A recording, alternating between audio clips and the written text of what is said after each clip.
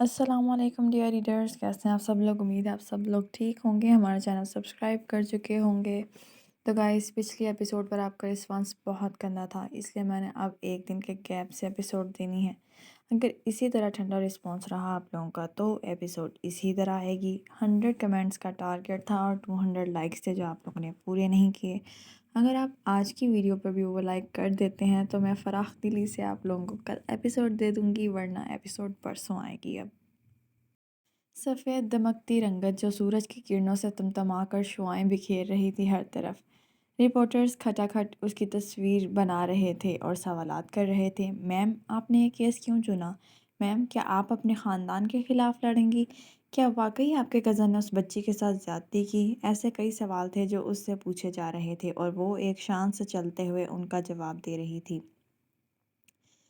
Case میرے تک آیا تھا تو میرا لینا لازمی تھا، کیونکہ یہ ضروری نہیں کہ آپ کا کلائنٹ ہمیشہ امیر ہی ہو۔ پیسے کمانے کے علاوہ بھی انسان کے بہت سے حقوق ہیں جو وہ پورا کرنا بھول گئے ہیں شاید۔ اس نے ان کو جواب دیتے بیچ میں ہی طنز کیا تھا، بدتخور وکیلوں پر بھی۔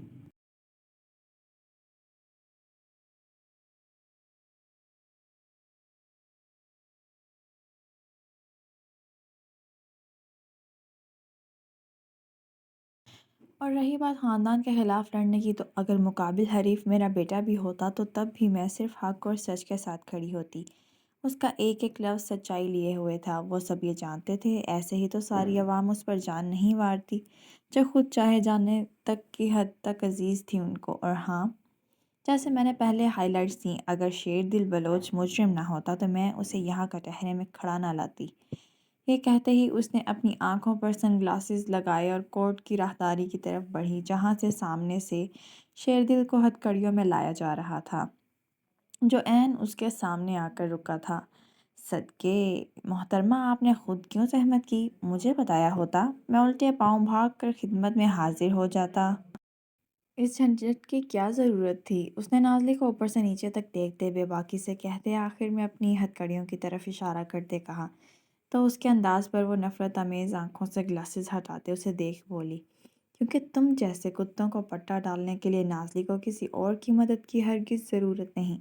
اس کی بات نے شیردل بلوچ کو انگاروں پر لوٹا دیا تھا کہ وہ بل کھا کر رہ گیا تھا، مگر بڑے ضبط سے اپنا غصہ پیتا ہوا بولا، کیونکہ یہ خوبصورت چڑیا اس کے دل کو بھا گئی تھی اور وہ کسی طور اسے چھوڑنا نہیں چاہتا تھا۔ اپنی عادت کے خلاف جا کر بولا، وہ بھی ڈلوا لیں گے، مگر اس شرط پر کہ ڈالنے والے ہاتھ آپ کے ہوں۔ وہ اپنے ہتھ کڑیوں والے ہاتھ سے اسے چھونے کی کوشش کرتے بولا، جس پر وہ جھٹکے سے پیچھے ہوئی تھی۔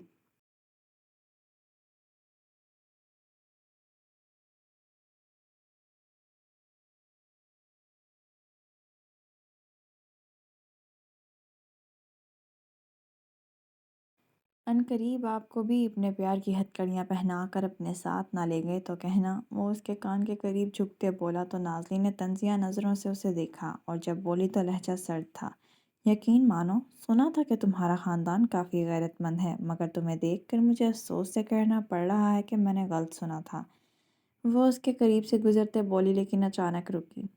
اور ہاں، مجھے ہتھکڑی لگا کر لے جانے کی جرأت تم میں بالکل نہیں ہے، یقین مانو، لیکن یہ ضرور یاد رکھنا، تمہیں سلاخوں کے پیچھے عرصہ دراز تک نہ بھیجا تو کہنا۔ یہ کہتے وہ سیدھی کورٹ روم کی طرف چل دی۔ دیکھیں گے میڈم۔ اس کی آواز نے نازلی کو سوچنے پر مجبور کر دیا تھا، اور اس نے فوراً ایک فیصلہ لیتے فون کال ملائی۔ ہاں، مجھے یہاں کسی سازش کی بو آ رہی ہے، یقیناً یہ کچھ کریں گے، مگر میرا یہ عمل یقینی بناؤ کہ اگر آج کی سنوائی منسوخ ہوئی تو یہ معاملہ سیدھا ہائی کورٹ میں جانا چاہیے، کچھ بھی کر کے یہ معاملہ ختم نہ ہو، گاٹ اٹ؟ یہ کہہ کر وہ فون کال کاٹ چکی تھی۔ وہ سب اپنے تایا چاچا کی سربراہی میں آیا تھا، جبکہ پھر اس کو کٹہرے میں لا کھڑا کیا تھا۔ اس کا باپ اس کے قریب سے گزرتا اسے دیکھتا جا رہا تھا، مگر مجال ہے جو نازلی نے اسے ایک نظر دیکھنے کے بعد دوبارہ بھی دیکھا ہو۔ بڑی شان سے وہ انہیں نظر انداز کر چکی تھی، اور نہ ہی اس نے اپنے چہرے پر کوئی بھی تاثر آنے دیا تھا۔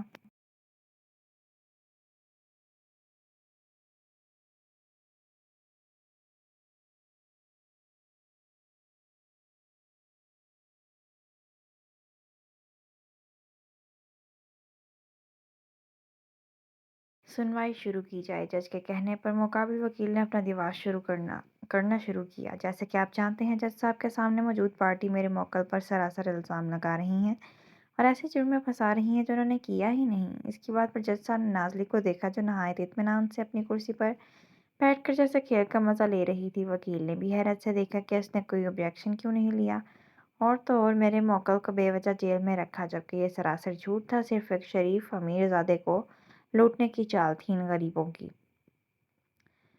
وہ دوسرے کٹہرے میں کھڑے روحا کے غریب باپ پر الزام لگاتے ہوئے بولا۔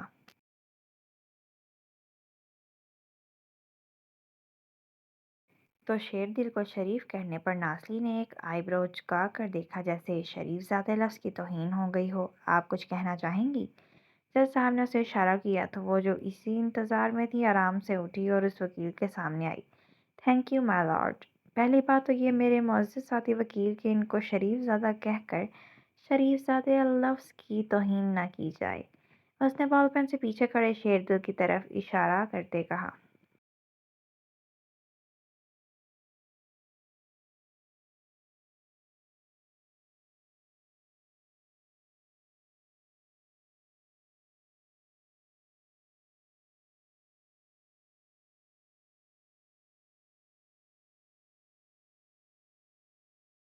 یہ آپ کیا کہہ رہی ہیں؟ دوسرے وکیل نے احتجاج کرنا چاہا۔ بالکل سچ کہہ رہی ہوں۔ کورٹ کا وقت ضائع نہ کرتے ہوئے میں عدالت میں روحا کی فزیکل رپورٹ شیئر کرنا چاہوں گی، جس میں صاف ظاہر ہے کہ ملزم کون ہے۔ اس کے کہنے پر جج صاحب کو رپورٹس لا کر دی گئیں، جس کا وہ آئینک ٹھیک کرتے مشاہدہ کرنے لگے۔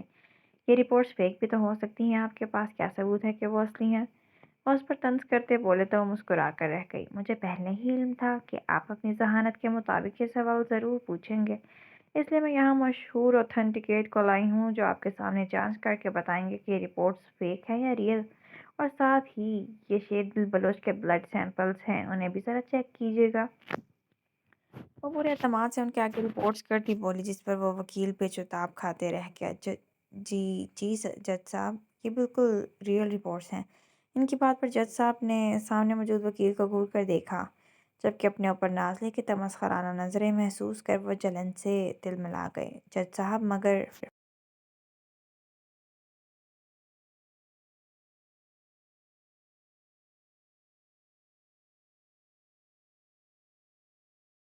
وہ ڈگمگائے۔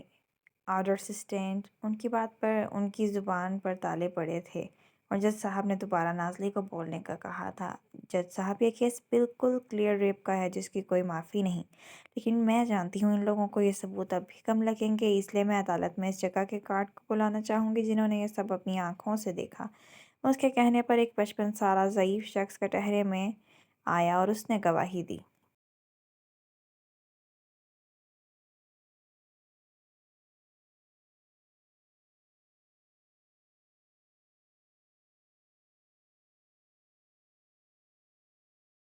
جج صاحب، اس وقت میں اپنی ڈیوٹی پر جب واپس آیا تو یہ بھیڑیا اپنے دوستوں کے ساتھ اس بچی کی عزت پامال کر رہا تھا۔ میں نے اسے بچانے کی کوشش کی، مگر انہوں نے مار مار کر مجھے بھی وہیں پھینک دیا۔ مجھے کسی چیز کا ہوش نہ رہا۔ جب میں ہوش میں آیا تو یہ بچی وہیں زخمی حالت میں مرنے کے قریب تھی۔ وہ تو خدا کا شکر ہے کہ کچھ سانسیں اس میں بچی تھیں، ورنہ انہوں نے اسے مارنے میں کوئی کمی نہیں چھوڑی تھی۔ وہ کپ کپاتے ہوئے آخر میں آنکھوں میں نفرت لیے بولا تو وہ آنکھ بگولا ہوا تھا۔ شیر دل کا دل چاہ رہا تھا کہ اس بڈھے کو یہیں دفنا دے جس کی ٹانگیں قبر میں تھیں اور جان کو سکون نہیں تھا۔ یہ جھوٹ بول رہا ہے، وہ چیختے ہوئے بولا۔ آرڈر آرڈر، جج صاحب نے اسے گھورتے ہوئے کہا۔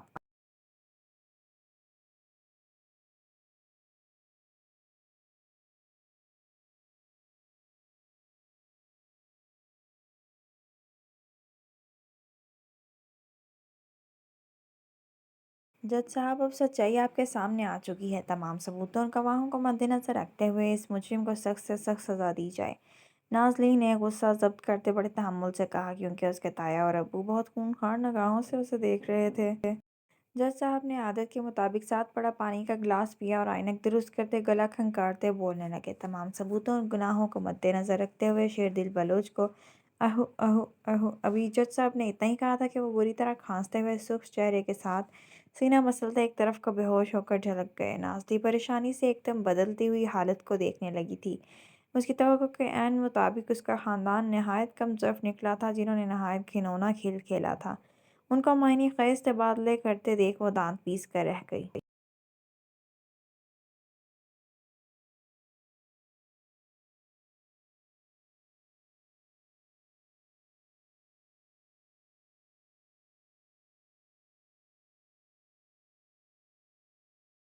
اور اس نے گہرا سانس بھرا ہی تاکہ اپنے تایا ابو کو شیردل سمیت اپنی طرف آتے دیکھا۔ کہا تھا نا کزن جی، اب ہمیں زیادہ دیر اپنی قید میں نہیں رکھ پائیں گی، تیاری پکڑی ہے، اب قید ہونے کی باری آپ کی ہے۔ وہ دانتوں تلے لبوں کا کونا میچتے لوفرانہ انداز میں بولا تو اس کا دل کیا اس کا منہ نوچ لے۔ اتنی بھی کیا جلدی ہے، ذرا مڑ کر تو دیکھو۔ اس کی بات پر وہ تینوں پڑھے تو اپنے وکیل کو منہ لٹکائے آئے دیکھا۔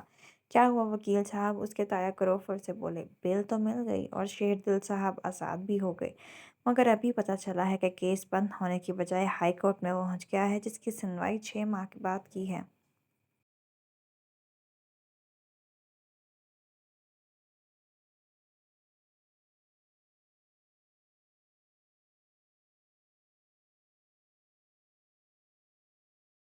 وہ پیچھے کھڑی نازلی کو گھورتے بولا، جس کا وہ سب کیا دھرا تھا۔ کیا؟ وہ سب اکٹھے حیرت زدہ سے چیخے اور نازلی کی طرف مڑے جو طنزیہ انداز میں بازو لپیٹے ان سب کو گھور رہی تھی۔ یہ سب اب تم نے کیا ہے نا لڑکی؟ اس کے تایا اس کے قریب آتے گرا کر بولے تو وہ آنکھوں میں شرارت لیے انہیں دیکھنے لگی۔ میں بھی آپ کے ہی خاندان کا خون ہوں، حساب تو نازلی کرمانی کبھی اپنے باپ کا بھی نہیں رکھتی۔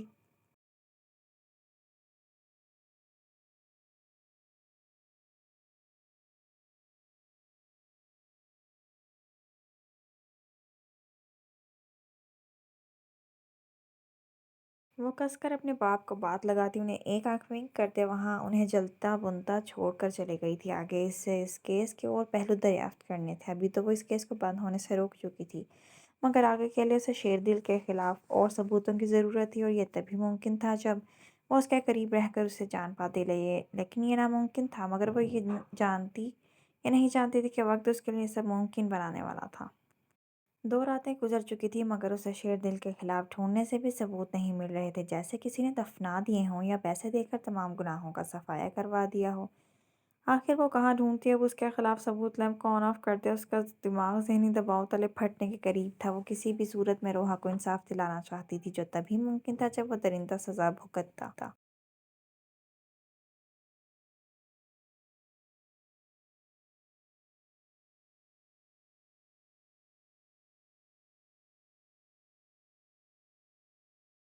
ابھی وہ اسی کشمکش میں تھی کہ نیچے سے اپنی ماں کی اونچی آوازیں سن حیرت زدہ سی نیچے کی طرف بڑھی، جہاں اس کا باپ اور تایا پہلے ہی موجود تھے۔ ان کو وہاں دیکھ اس کی حیرت اور بڑھی تھی جب اس کے تایا نے آ کر اسے گلے لگایا۔ آ گئی میری گڑیا رانی؟ ان کی بات پر وہ پھٹی آنکھوں سے انہیں دیکھنے لگی۔ آخر ایسا بھی کیا ہو گیا ان 2 راتوں میں جو آپ کی محبت جاگ گئی میری بیٹی کے لیے؟ میں کبھی اسے گاؤں آپ کے ساتھ حویلی نہیں جانے دوں گی۔ وہ چیخیں تو نازلی کو ساری بات کا پس منظر سمجھ آ گیا کہ اس کے باپ اور تایا اسے اس لیے لے جانا چاہتے تھے تاکہ اس کے جال میں پھانس سکیں اور یہ دکھا سکیں کہ شیردل کتنا اچھا انسان ہے۔ واہ، بڑے گھاگ و شاطر ہیں یہ تو۔ نازنین نے دل میں ان کی بےغیرتی کو داد دیتے سوچا۔ بولو، چلو گی نا میرے ساتھ میرے گھر میری بیٹی؟ اس کا باپ مصنوعی پیار محبت جتاتے بولا تو ان کی باہوں کا حلقہ توڑتے صوفے پر ٹانگ رکھے جا بیٹھی۔ محبت تو عرصہ دراز سے چھوڑ دی میں نے، مجھے یہ بتائیں کہ مجھے کیا فائدہ ہوگا آپ کے ساتھ جانے کا؟ اور تھوڑی تلے ہاتھ ٹکاتے دلچسپی سے بولی۔ اس کے باپ اور تایا نے آنکھوں ہی آنکھوں میں حیرت بھرے اشاروں کے تبادلے کیے۔ بھلا اس کو کیا چاہیے تھا؟ اور وہ اس ایماندار لڑکی کو رشوت دے بھی کس چیز کی سکتے تھے؟ بنا بنایا کھیل بگڑ جاتا اگر وہ اب اپنی اصلیت اس کو دکھاتے۔ تبھی اس کے تایا گلا کھنگارتے ہوئے بولے، جو تم چاہو گی وہ مل جائے گا، تمہیں کہہ کر تو دیکھو۔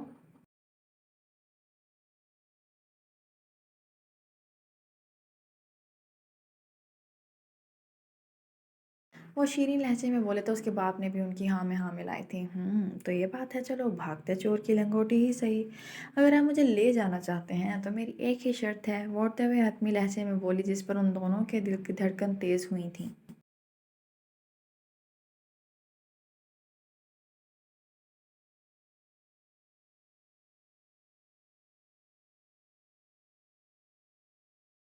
کیا؟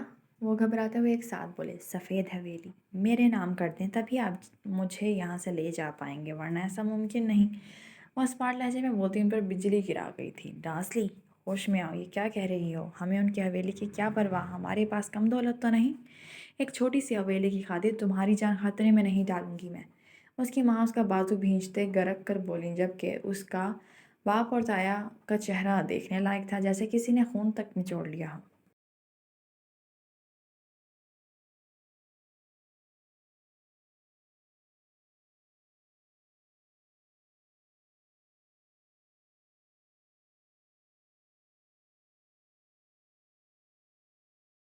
بیٹا وہ ہمارے آباء و اجداد کی حویلی ہے، ایسے کیسے تمہارے نام کر دیں؟ اس کے تایا نے گھگھیاتے ہوئے کہا تو وہ ان کی آنکھوں میں اپنی برف جیسی سرد آنکھیں گاڑ گئی۔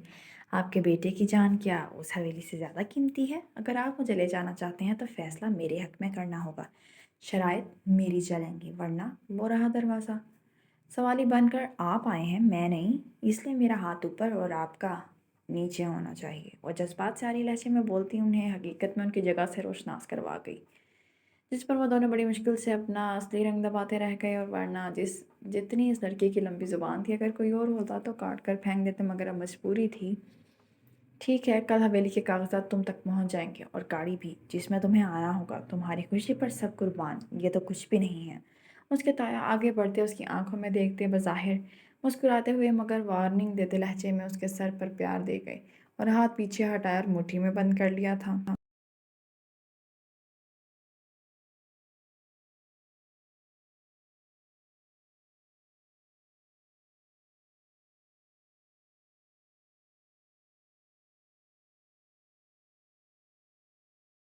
جیسے برداشت کی حدود پار ہونے والی ہوں، مگر بھائی صاحب، نازلی کے والد نے انہیں روکنا چاہا تو وہ انہیں تنبیہ کرتی نگاہوں سے دیکھتے ان کے لبوں پر قفل لگا گئے تھے۔